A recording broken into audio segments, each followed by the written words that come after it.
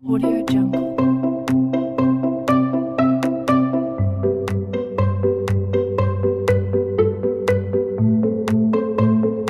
Audio Jungle.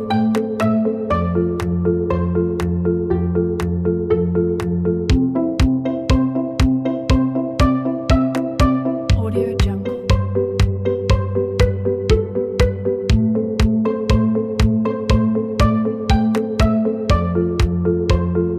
Audio. Audio Jungle. Oke, Assalamualaikum warahmatullahi wabarakatuh. Selamat pagi dan salam sejahtera untuk kita semua. Mudah-mudahan kita semua diberikan kesehatan dan kelancaran serta kesuksesan dalam aktivitas kegiatan laksar ini. Baiklah, kita dari kelompok 3 sub 1. Di sini kita akan mengerjakan tugas bedah modul di agenda 2 ini, yaitu modul 1 dan modul 2 berorientasi pelayanan dan akuntabel. Pertama-tama, perkenalkan, nama saya Dede Hudori, asal instansi SDN 3 Hariang. Silakan untuk teman-teman selanjutnya. Oke, yang berikutnya nama saya Ridwan, instansinya di SMPN 9 Panggarangan. Saya Manulang dari SDN 2 Kebon Cau. Audio Jungle. Perkenalkan, nama saya Prapati Sundawati Putri dari SDN 2 Cepedang. Perkenalkan, nama saya Ira Sumirah dari SMPN 5 Cipanas. Oke, baiklah teman-teman. Kita mungkin langsung saja, yaitu membahas atau membedah modul yang pertama, yaitu berorientasi pelayanan. Bagaimana kita menjadi ASN yang profesional ataupun di dalam memberikan pelayanan prima terhadap masyarakat. Silahkan dari teman-teman mungkin ada masukan ataupun hal-hal yang dikemukakan. Saya akan bukan berkomentar, tapi malah memberikan pertanyaan balik gitu ke teman-teman untuk diskusikan. Contoh misalkan di instansi saya ya, sekolah saya tuh terletak di atas gitu ya, di bukit gitu ya. Sementara guru-gurunya itu rumahnya, tempat tinggalnya itu di bawahnya. Nah, untuk akses dari rumah-rumah mereka ke sekolah itu, termasuk saya sendiri ya, saya ngekos tuh di warung huni itu di pinggir jalan raya. Sementara untuk ke sekolahnya itu 30 menit. Nah, misalkan pas terjadi hujan gitu, kan otomatis pertama aksesnya itu akan sulit, jalan licin, terus basah mah itu mah udah pasti ya, akses jalan itu akan sulit aja. Misalkan berangkat jam 6:30 dari sekolah itu, nyampe di sekolah itu paling jam 8 lebih gitu, dan itu udah jam sekolah itu sudah terlalui gitu, sehingga ada kelas pertama itu pasti kosong gitu. Nah, bagaimana pendapat Ibu dan Bapak tentang realita di sekolah saya gitu, dan mohon solusinya gitu untuk dijadikan bahan diskusi gitu. Apakah pelayanannya itu kurang maksimal, atau kurang maksimal, apakah bisa dimaksimalkan kembali atau gimana itu? Kalau pendapat dari saya sih seperti gini ya, karena memang kalau berhubungan dengan akses jalan yang mati total, kayak buatannya digenangin air, nggak bisa dilewatin, bahkan sampai orang tua murid juga melarang untuk lewat. Kalau itu mungkin masih masuk akal untuk kita tidak menempuh jarak itu karena dapat membahayakan kita juga, tapi mungkin bisa diganti dengan jam lain, di waktu lain, entah anak-anaknya ketika hujan sudah reda atau kering boleh diberikan pelajaran tambahan, entah di rumah kita, entah di sekolah juga. Mungkin kita bisa masuk ke seksi berikutnya. Di beberapa sekolah ya, ada aja yang masih banyak, misalkan gini, ada wali murid yang menanyakan tentang jadwal atau syarat-syarat masuk sekolah, tapi dari pihak guru ada aja yang cuek, misalkan kayak gini, Ibu, saya mau tanya syarat-syarat apa aja sih yang mau masuk ke sini. Ada aja yang bilang kayak gini, Ibu udah ada di pengumumannya, tinggal dilihat aja. Itu kan menurut saya pelayanan yang kurang memuaskan ya. Menurut saya ya, kurang pelayanan yang memuaskan. emang sudah ada di pengumuman, misalkan syarat-syaratnya apa, tapi kan kita juga harus bisa menjelaskan kepada wali murid syarat-syaratnya apa saja, misalkan seperti itu. Baik, langsung ke core value berikutnya, Pak. Kita ingin membahas yang berikutnya, panduan perilaku. Memahami dan memenuhi kebutuhan masyarakat, ramah, cekatan, solutif, dan dapat diandalkan. Melakukan perbaikan tiada henti. Nah, ini di sini berarti tetap kan intinya kita itu harus benar-benar melakukan perbaikan dengan tiada henti dan tiada putus asa demi memperbaiki kinerja kita di dalam pelayanan tersebut gitu. Silahkan pendapat yang lain.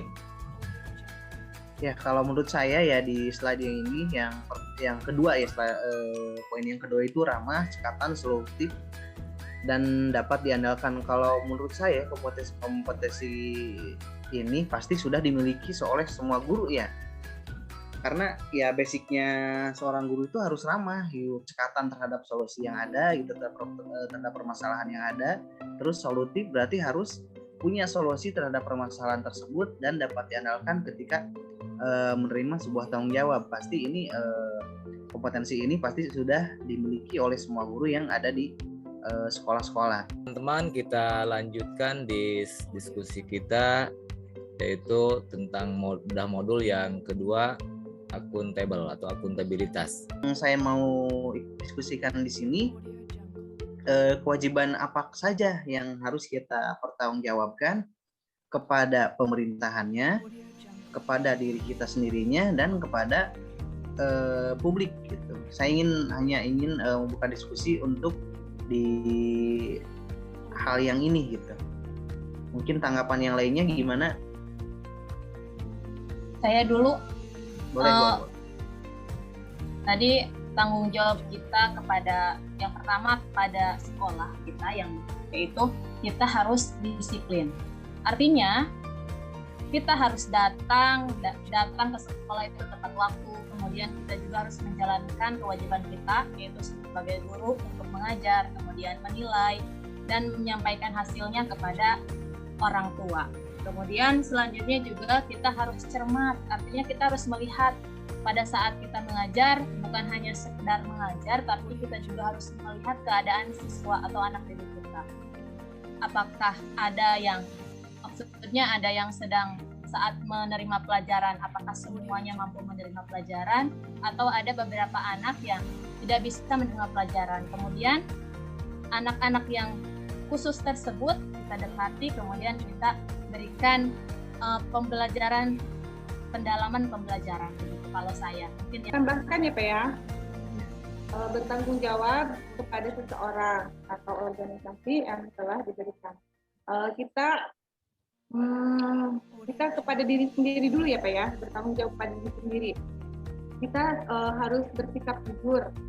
Bersikap jujur di sini tadi sudah dijelaskan pas ada COVID, kita kan ruling ya kan, sudah dijelaskan sama Ibu Andriana, kita kan ruling itu kepala sekolah dan yang lainnya tidak tahu kan kalau kita melaksanakan atau tidak. Kita harus di sana harus bersikap jujur, kita harus melaksanakan dengan sebaik mungkin, mendatangi kelompok-kelompok yang ada maksudnya kelompok-kelompok yang sudah ditentukan, misalkan yang pertama ke kelompok 1, yang kedua ke kelompok 2 dan seterusnya seperti itu.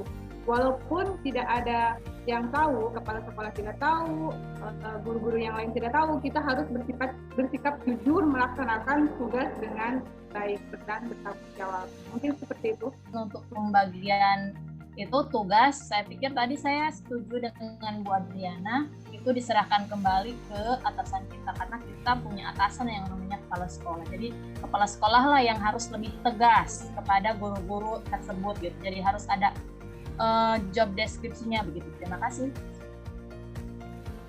Lanjut aja Pak. Oke, ini panduan perilaku. Yang pertama, melaksanakan tugas dengan jujur, bertanggung jawab, cermat, disiplin, dan berintegritas tinggi. Menggunakan kekayaan dan barang milik negara secara bertanggung jawab, efektif, dan efisien. tidak menyalahgunakan wewenang. Jadi untuk tadi mungkin kata Bu Andriana tentang ngeprint itu kita harus menggunakan yang efisien dan efektif, benar-benar harus kita lakukan gitu kan, harus kita lakukan untuk mengurangi ataupun untuk meminimalisir penggunaan yang kurang bermanfaat tapi hanya kesimpulan dari pembahasan kita yang tadi gitu. Jadi cara membangun lingkungan kerja yang akuntabel itu ya satu harus mempunyai kepemimpinan, yang kedua kita harus konsisten, ketiga harus integritas, terus harus transparan, harus responsibilitas gitu dengan keadaan yang ada, terus harus punya keadilan, harus mendapatkan kepercayaan gitu, baik dari dari atasan, dari lembaga kerja, sama dari publik tadi kan. Yang berikutnya keseimbangan ya sama itu sudah sudah terbahas oleh kita tadi, dan berikutnya konsisten ya udah.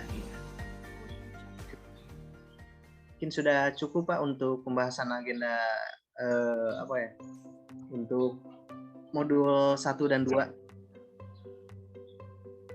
Oke, mungkin jadi kita tutup saja untuk acara hari ini atau diskusi hari ini. Mudah-mudahan kita selalu diberikan kesehatan dan dapat berdiskusi lagi di kegiatan-kegiatan selanjutnya. Tetap semangat.